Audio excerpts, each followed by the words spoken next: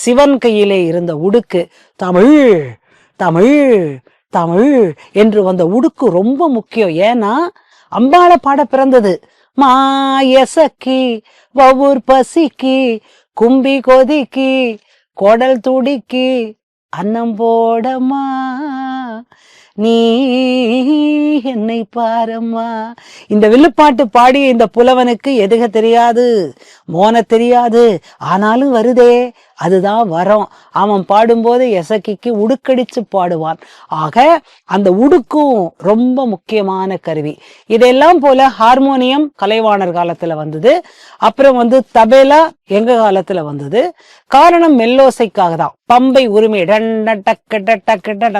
அது ரொம்ப சத்தமா இருக்கிறதுனால அதை குறைச்சு சத்தியத்தை சொல்லும் போது கொஞ்சம் சத்தத்தை குறைச்சு போனதான் அப்பா இதெல்லாம் கொண்டு வந்தாங்க.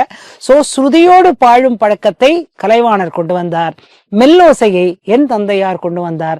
எல்லாவற்றையும் வைத்துக்கொண்டு இனிய ஓசையிலே கல்வியையும் சொல்லலாம், கலையையும் சொல்லலாம், வேற்று மொழியிலும் வில்லுப்பாட்டு பாடலாம் என்று கொண்டு வந்தது உங்கள் ஆசையால் அடியேன் என்ற பெருமையும் சொல்லி அத்தனை கருவிகளையும் மாற்றவில்லை. அதனோட ஓசை அப்படியே இருக்கிறது. முடிந்தால் புதிது 2, 3 சேர்த்திருக்கிறோம்.